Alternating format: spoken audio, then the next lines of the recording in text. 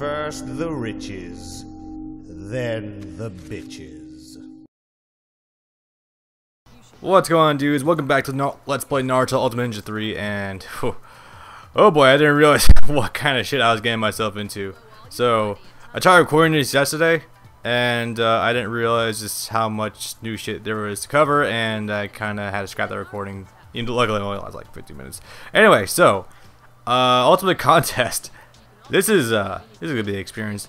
Alright, so I just want to say right now, more or less, I can probably say with confidence that most of the budget in this game went into Ultimate Contest. This is more or less the entire game right here. I mean, you have Hero's History, which is basically like the obligatory recap of the story up until now. And then there's this. Oh boy, where do I go with this? So, Ultimate Contest is more or less like a giant open world environment you can sprawl around in the Hidden Leaf Village and various other places that have been shown up until now. Sorta. And cover like an entire original story mode and do stuff. Anyway, New Game Plus. Luckily, in my failed recording the other day, I figured out a few things I was curious about. So, without further ado, let's get the show going. And just so you guys know, yes, this is entirely non-canon. There is nothing concise about this whatsoever. It's just like, yeah, Hidden Leaf Village is having a tournament. Sasuke's still here. Whole bunch of other random bullshit. Let's get the show going. Also, depending on the player you are, you might get one of a different few reactions to this kind of story mode-esque. I don't know. So, up until now, there hasn't been a truly open world environment for any Naruto game.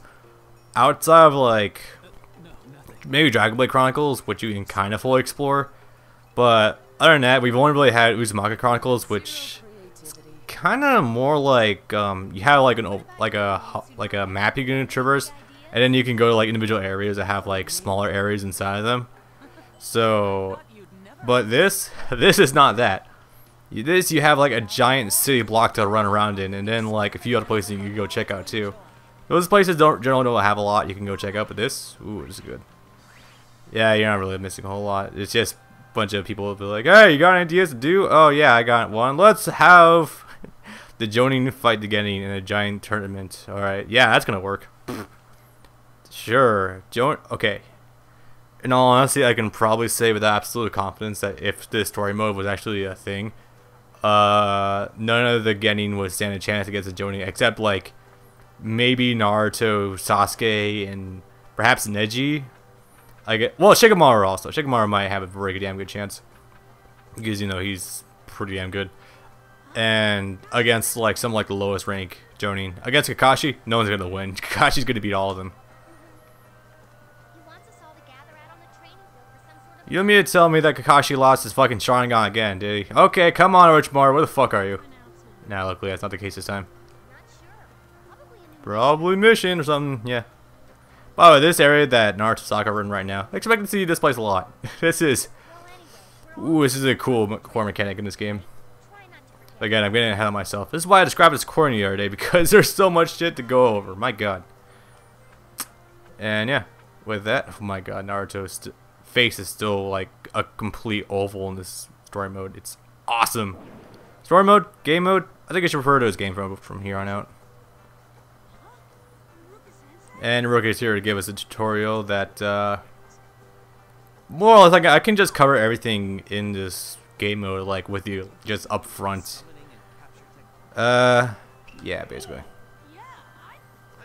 I'm not really sure what capture and something technique is, like, something that's not really illicitly discussed.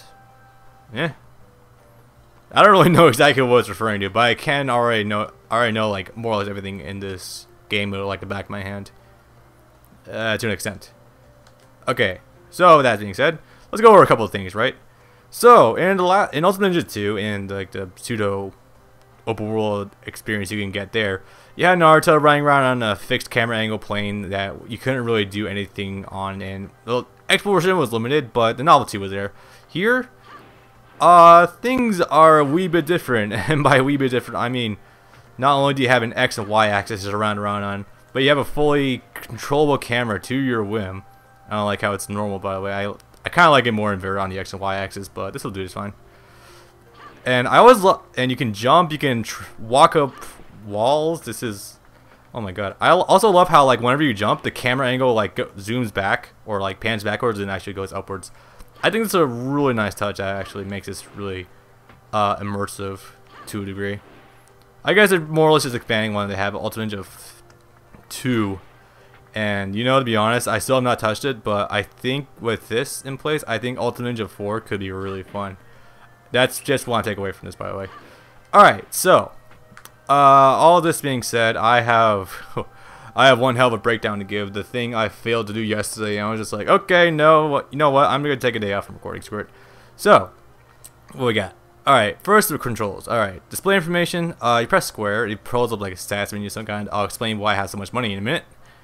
You got scrolls, Naruto's level. Oh my god, dude, you have no idea how much shit there is for me to cover. It's a little overwhelming. Select display map. Wait, what? Oh, I didn't even know you could do that.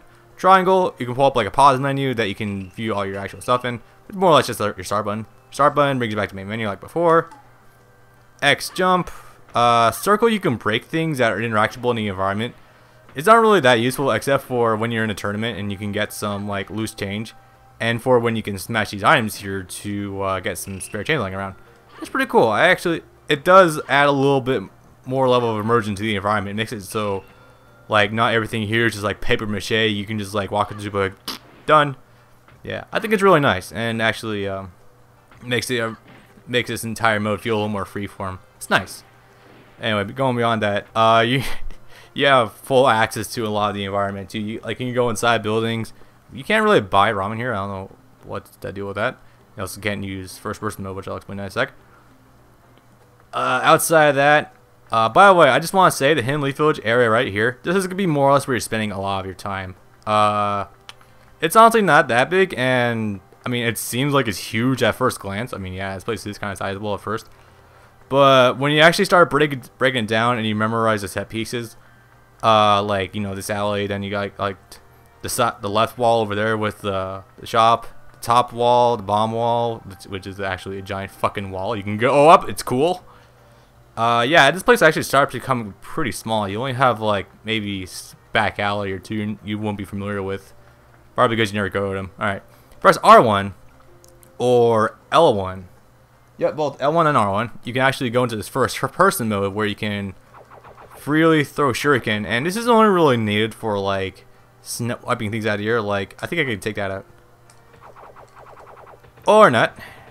Apparently that's not going to be the case. But this is more or less just used to, like, break things that have crystals inside of them. And the crystal will be explained in a minute.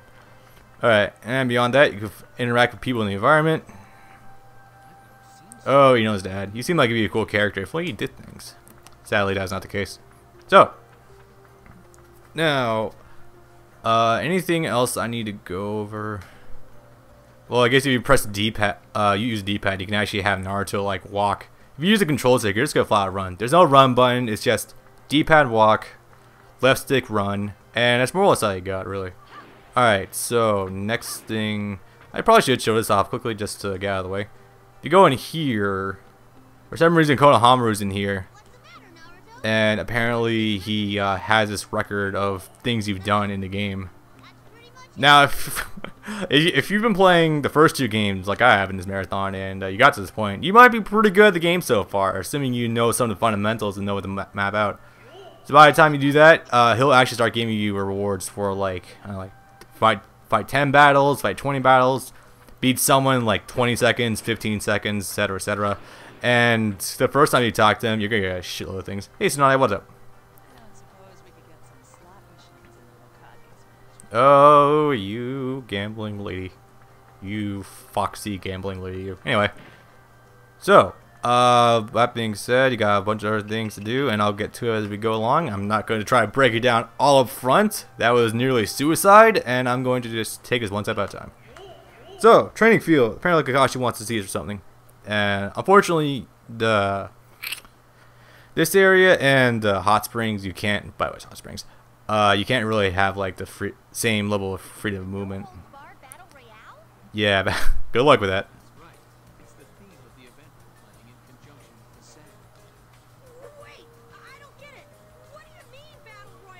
Everyone fights each other.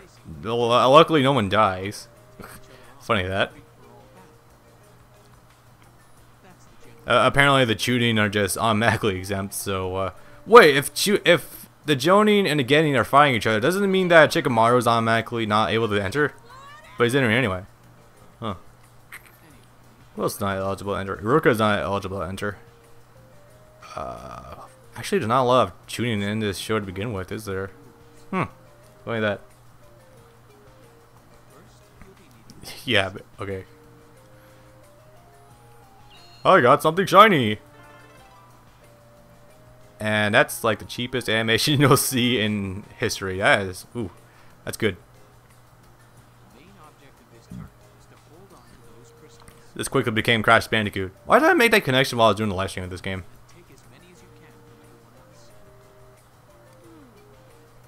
So here's the idea. It's if you've ever seen Yu-Gi-Oh before, it's basically the same format. Everyone runs around fighting each other, and if you lose, you hand over like the thing that you're going to hang on to that keeps you in a tournament.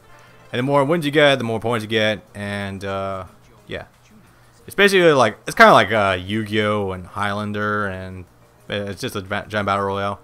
You lose once, you lose all your crystals. Although considering this is Ninja we're talking about, I'm surprised you can't just pull fraud and just transform the items yourselves or multiply them. Just like, you know, the Zorokaga is able to multiply Shuriken just on a drop of a hat. I don't know.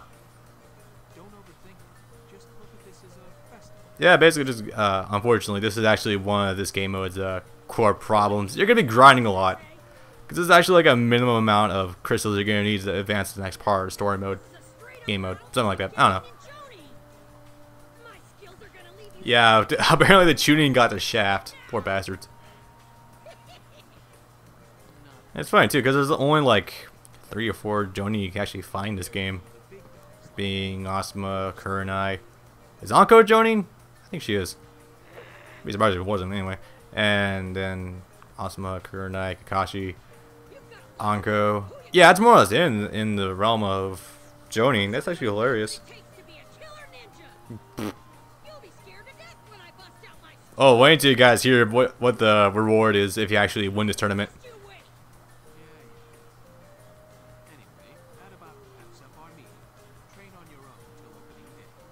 By the way, you can just immediately access opening day if you want.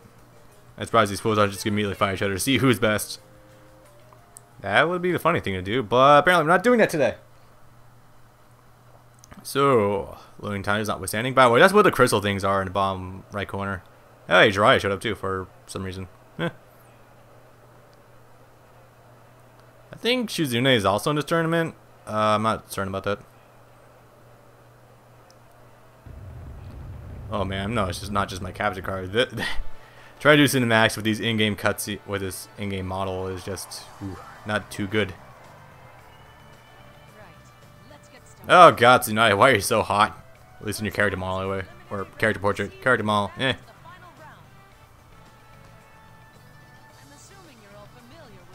What's that? I can't hear you over the rules, or I can't hear you over the music.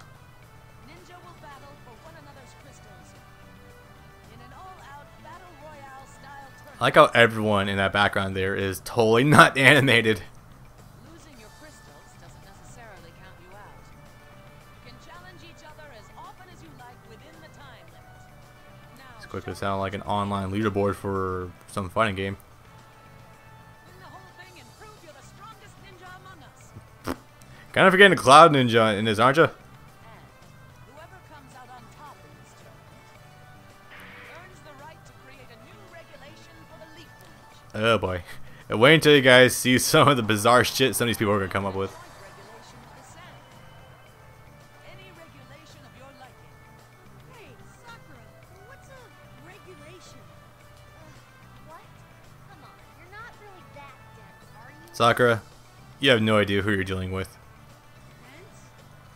Exactly. Never mind. To be fair though, he does become pretty smart-ish in Shippuden, but that won't be for a long time. Apparently Jiraiya made Naruto read a book. Go on him. Go on him.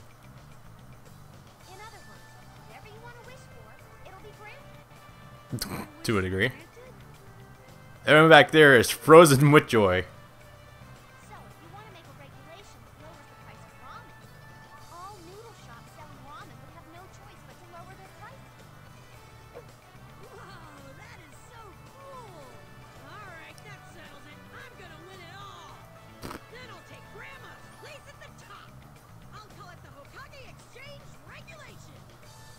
That's cool.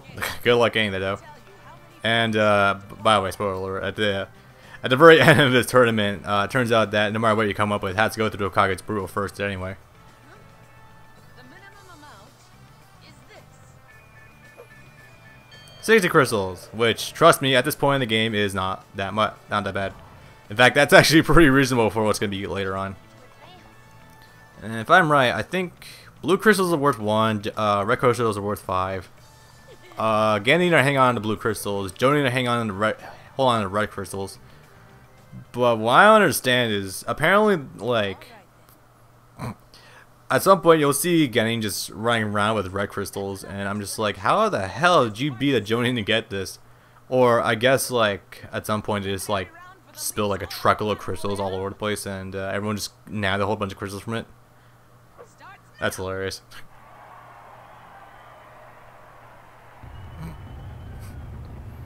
Oh god, I can't help but get rid of my friend Rob's comment on that very picture during the live stream.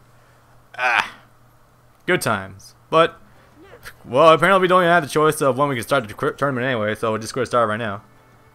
Then I'll be able to show Kakashi-sensei I've got Mad skills! And Kiba's million here to dupe us. Okay, here's his reasoning for deciding to take on Naruto first. Are you really that stupid? I came here to get your crystal, you moron. What else? Oh, sure, you're not just here for a sparring match? Figured I should zero in on the weakest prey. Okay, hold on. Naruto beat your ass in the Tsunade exams by farting in your face. And he lost. Yeah, okay. Yeah, okay. Yeah, good luck taking on Naruto after you learn the Rasengan, learn to control the Nine-Tail's chakra, learn summoning jutsu, and a whole bunch of other shit. Yeah, good luck, Kiba. You're gonna need it. And going up against Kiba, who hasn't improved whatsoever, despite getting like one cool move, which is like that transformation jutsu. Oh well. So I guess I should probably start explaining some of the mechanics about this, shall I? Win a battle. Okay, that's fair enough. I guess we'll get to that afterwards.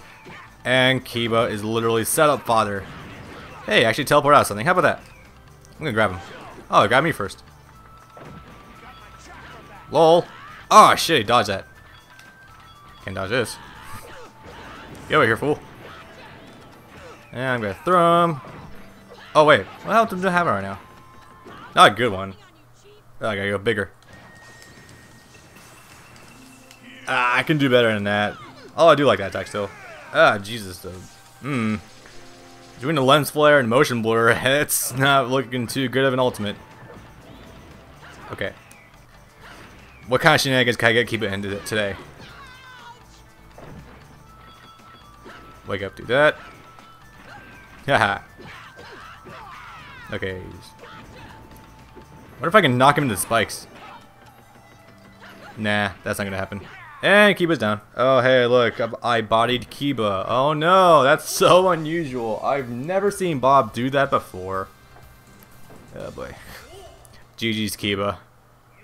That was adorable. Anyway, so here's what we're doing with. Points earned. I don't... Was leveling up in Ultimate Ninja 2? Yeah, leveling up was still in Ultimate Ninja 2, never mind. I'm kind of brain farting in that one. But in that game, you can only level people up by distributing points amongst their stats. And you require a lot of points to actually level up at certain points. And you can only level up one character at a time depending on who you're using. It's pretty unreasonable. But in this game, kind of knew someone's going to level up from that. In this game, you automatically get a stat distribution amongst all your stats depending on when you level up. And the amount of points that you get for each fight is actually pretty reasonable. Like, I could have a character...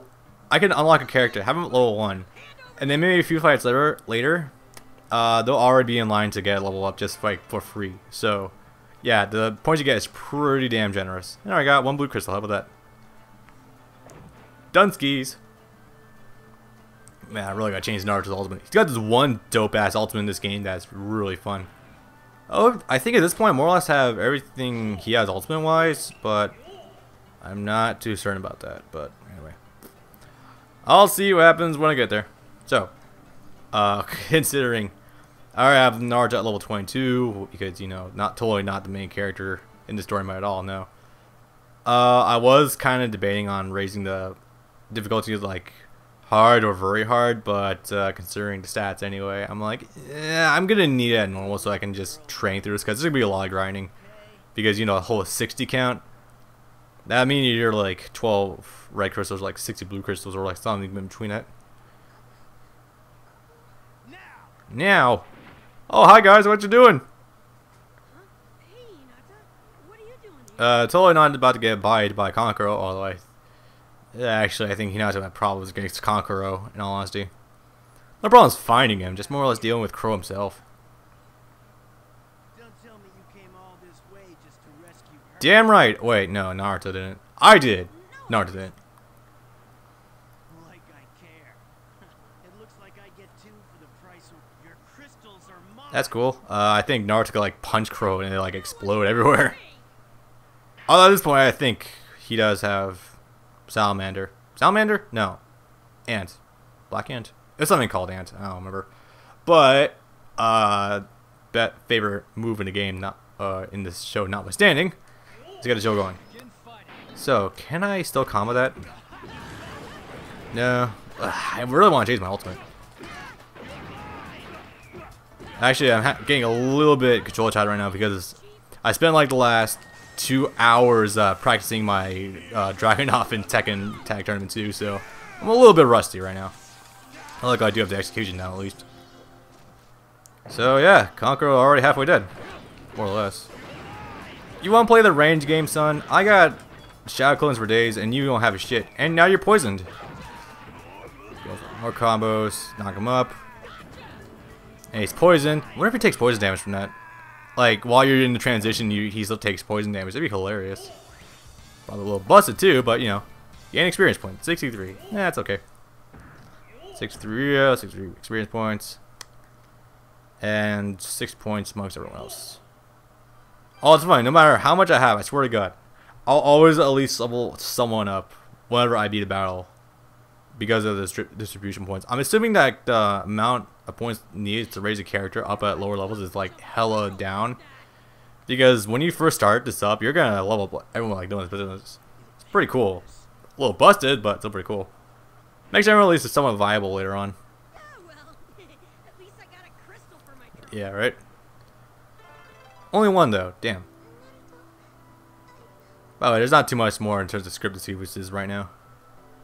Oh yeah, Hinata, have you seen Kakashi-sensei around? You ask again in 2 years, she'll have a Byakugan that can see like 5 kilometers around you. Which is like, was it 5 kilometers? Some crazy ass number.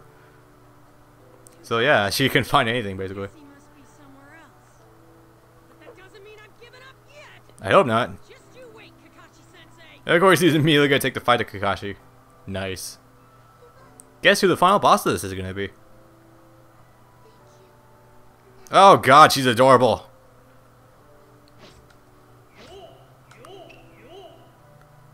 Naruto, just forget Sakura and just get together with that. Jesus.